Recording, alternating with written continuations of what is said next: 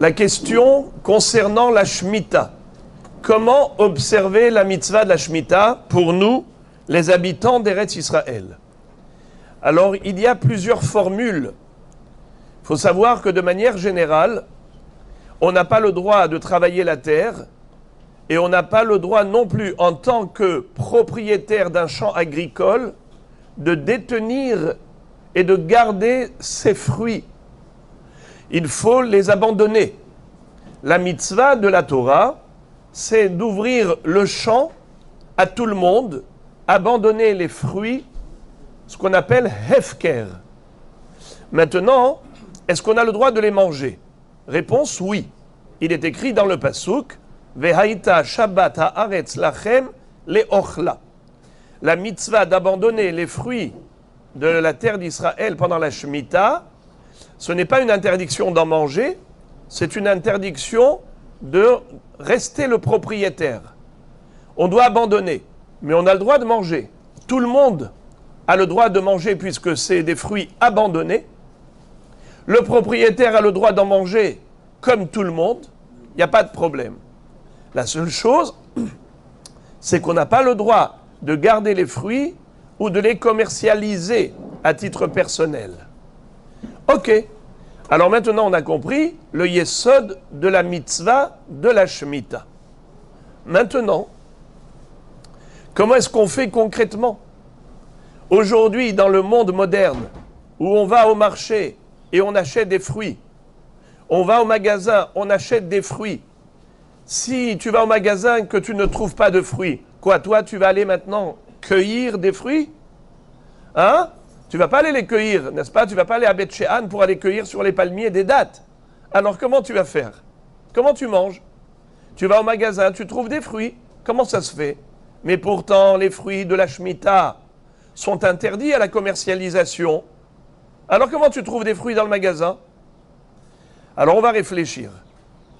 Il y a plusieurs catégories de fruits qui sont permis pendant l'année de la Shemitah. Je vais commencer de bas en haut.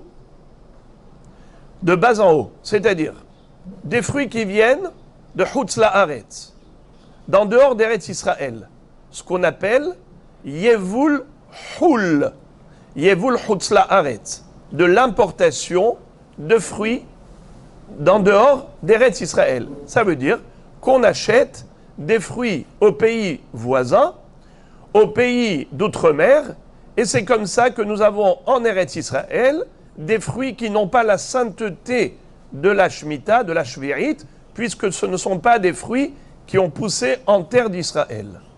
Donc voilà, on va dire, le niveau le plus bas, c'est-à-dire des fruits qui ne sont même pas concernés par la Kedusha de la Shemitah. Ensuite, on a Yevul Nochri. Qu'est-ce que c'est que Yevul Nochri? La récolte d'un goy.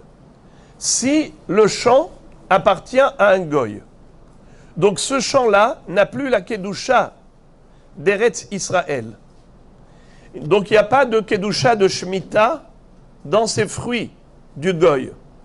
Étant donné que, par exemple, à Gaza, ou des endroits où les goyim, même ici en Eretz Israël Mamash, le propriétaire du champ, c'est un goy, de ce fait, du fait que c'est sa propriété, alors il n'y a pas de Kedusha de Shemitah dans ces fruits.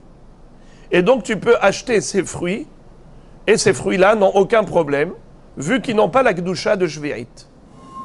Voilà deuxième niveau. Le premier niveau, on a dit que c'était des fruits importés de Chutz La'aretz. Ensuite, on parle des fruits qui poussent en Eretz Israël, mais le terrain appartient à un goy. Et comme le champ agricole appartient à un goy, il n'y a pas de Kedusha de Shvi'it dans ces fruits, donc il n'y a pas l'interdiction de commercialiser ces fruits, puisqu'ils n'ont pas la Kedusha de Shemitah. Troisième niveau, c'est des fruits d'un champ agricole qui appartient à un juif, sauf que ce juif-là a fait une vente spécialement pour l'année de la Shemitah à un goy. Un peu comme on fait pour le Hametz. Ceux qui veulent garder du Hametz chez eux, mais sans transgresser l'interdit d'en posséder. qu'est-ce qu'ils font? Ils mettent dans une pièce, ils ferment la pièce, et ils vont chez le rabbin, et ils lui disent, voilà Rabbi, vendez Mohamed au goy. C'est ce que fait le rabbin. Il vend le hametz du juif au goy, et après Pessah, il le rachète. Et c'est comme ça que le juif n'était pas propriétaire du hametz pendant Pessah, il n'était pas en infraction. Après, il rachète au goy, tout va bien. Exactement dans le même esprit, pendant l'année de la Shemitah, ceux qui veulent se servir de ce qu'on appelle le Heter Mechira, ils comptent là-dessus, eh bien c'est comme ça qu'ils font. C'est-à-dire, la Rabbanout vend au goy les champs agricoles qui appartiennent à un juif. Le juif dit à la Rabbanout, voilà, vendez s'il vous plaît mon champ à un goy. Et du fait que désormais ce champ appartient à un goy, alors, comme on a dit tout à l'heure, yesh koach la goy, leafkia mikdushat shvi'it.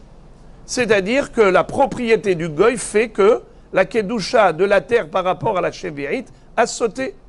Et donc ces fruits ne sont plus frappés d'interdiction de la Shemitah.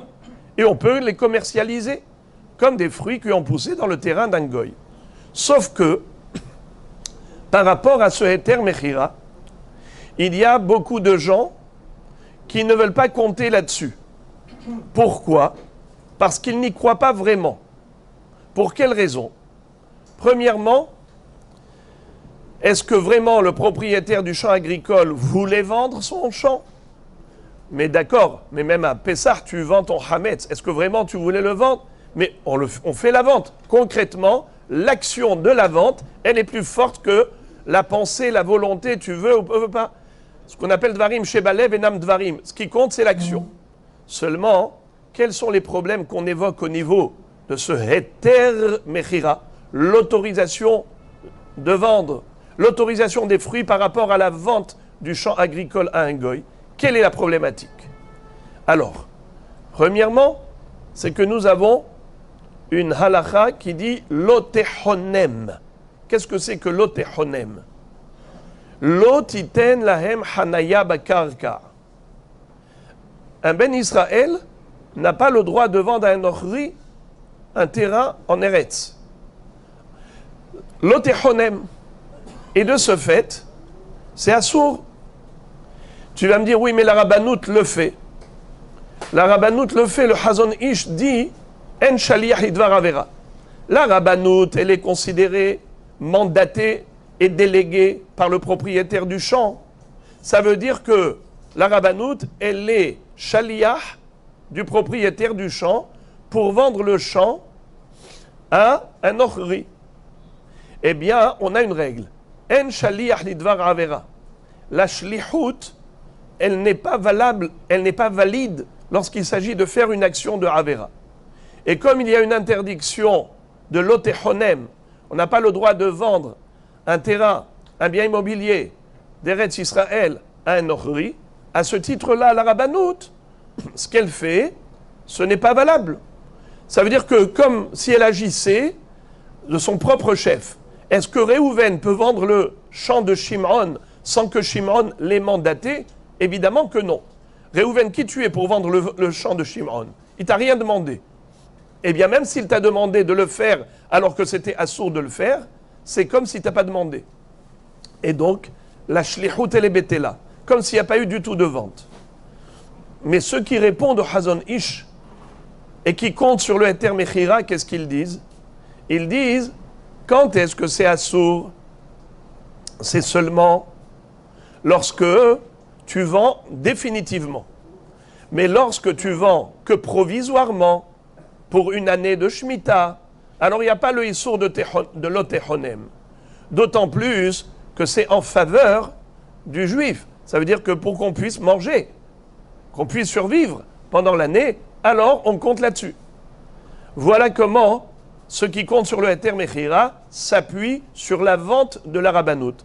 Et vous avez dans des magasins, des primeurs qui vendent des fruits et légumes, la Terouda de Kashrut, où il y a écrit Heter Mechira.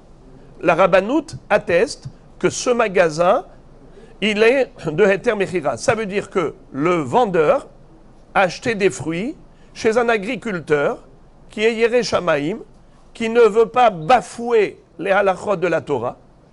Il prend à cœur la halacha, il va voir la rabbanout et il signe un contrat de pouvoir de vente. Et la rabbanout va vendre le champ.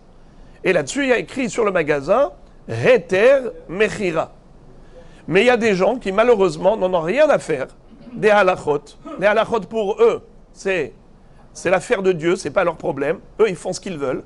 Alors, ceux-là, on ne peut pas acheter chez eux des fruits pendant la Shemitah.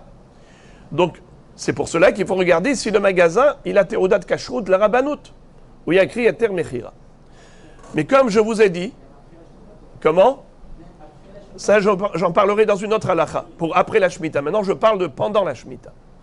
Alors, ça, il faut marquer, il faut acheter chez un Heter Mechira. Maintenant, il y a ceux qui ne comptent même pas là-dessus, qui sont mahmirim, ils sont encore plus sévères, sont plus stricts, et ils ne veulent pas compter sur cette vente faite par la rabbanout des terrains agricoles au Nochrim.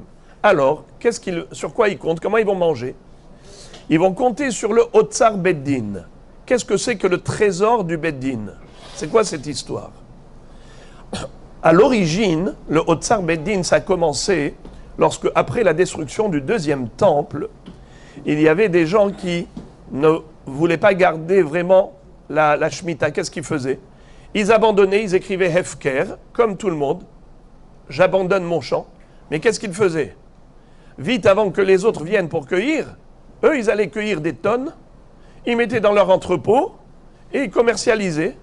Et ils disaient, tu vois, mon champ, il est Hefker. Ah, il est Hefker. Tu as mis Hefker sur ton champ et tu l'as vidé. T'es bien gentil. Tu as abandonné quoi, mon cher ami?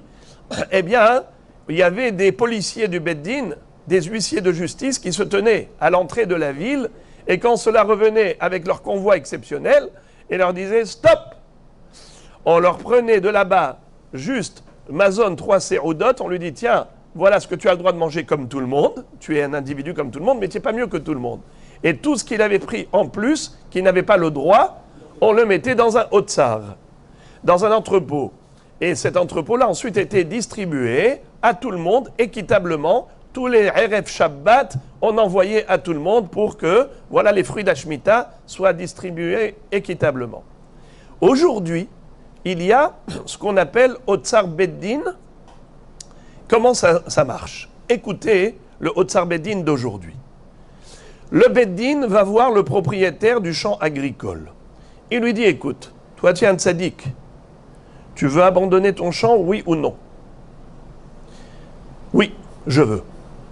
D'accord, oui, mais c'est pas dommage, ces millions de fruits-là, qui va venir les manger? Ces milliers de tonnes, qui va venir les manger? Les gens, ils vont venir cueillir chez moi? Ils vont pas cueillir chez moi. Alors, d'une part, il faut que les gens mangent. D'autre part, moi, je n'ai pas le droit de commercialiser. Alors, qu'est-ce que vous voulez?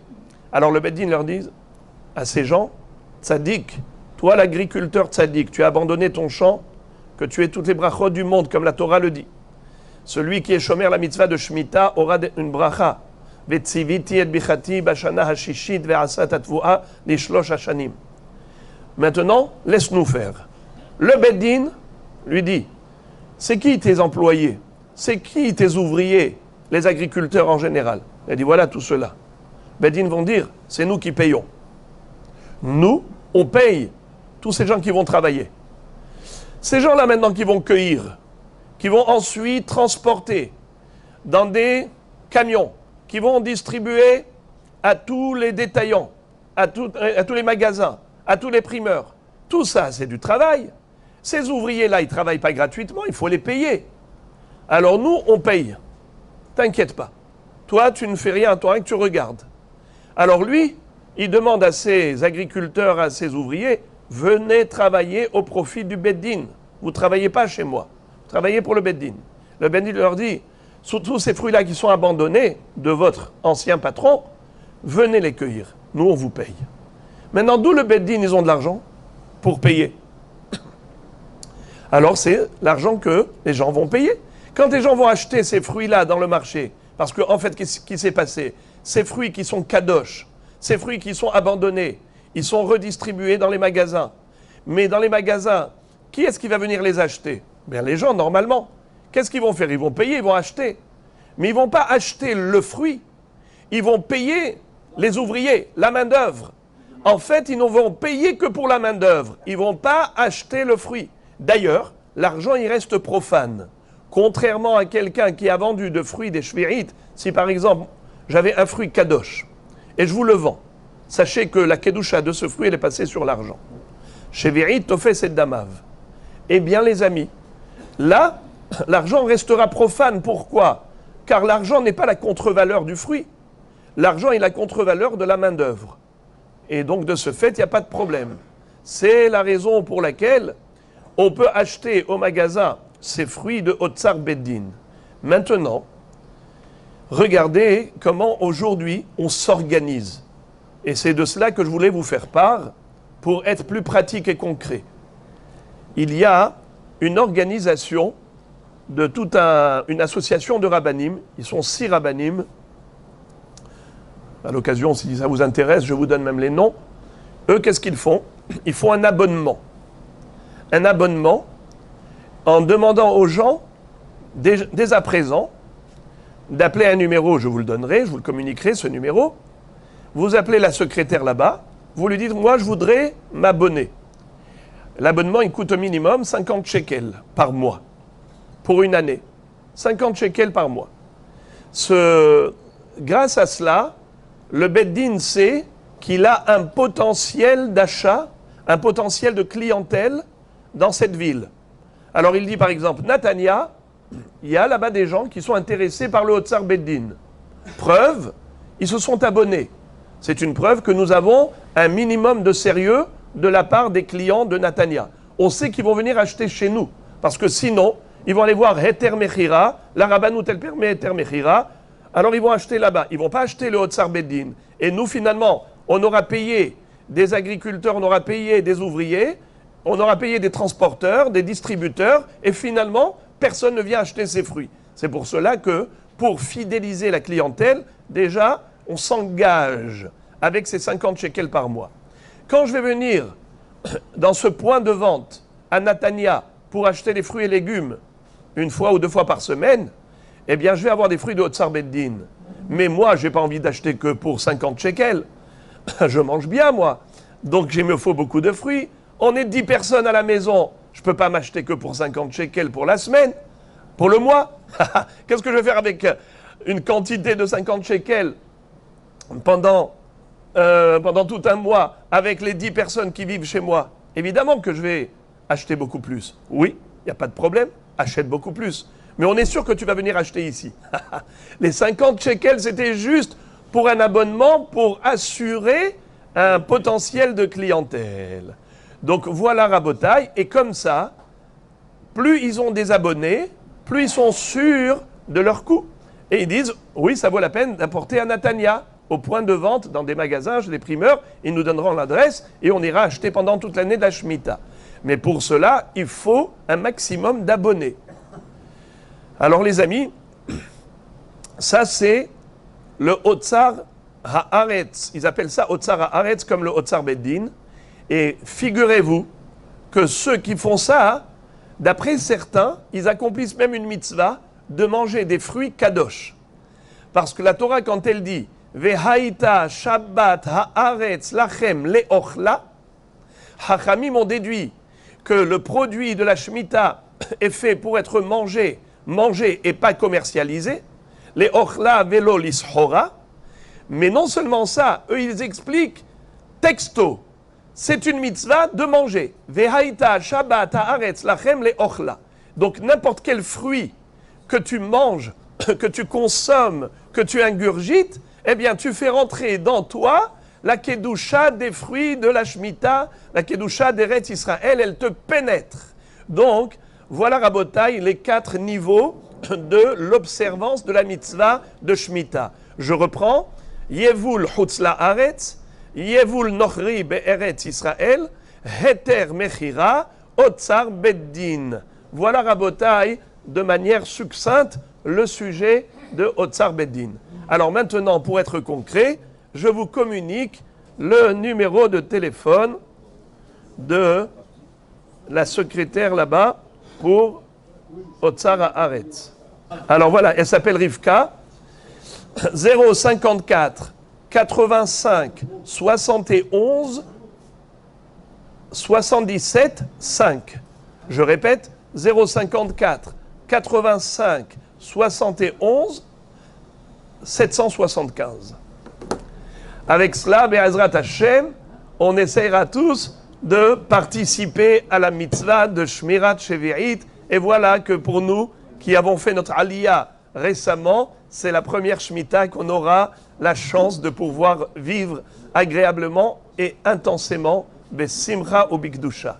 On m'a demandé de clarifier un petit point, à savoir l'argent, les 50 shekels de l'abonnement, est-ce que ça vient en déduction de l'achat des fruits ou bien c'est à part les fruits?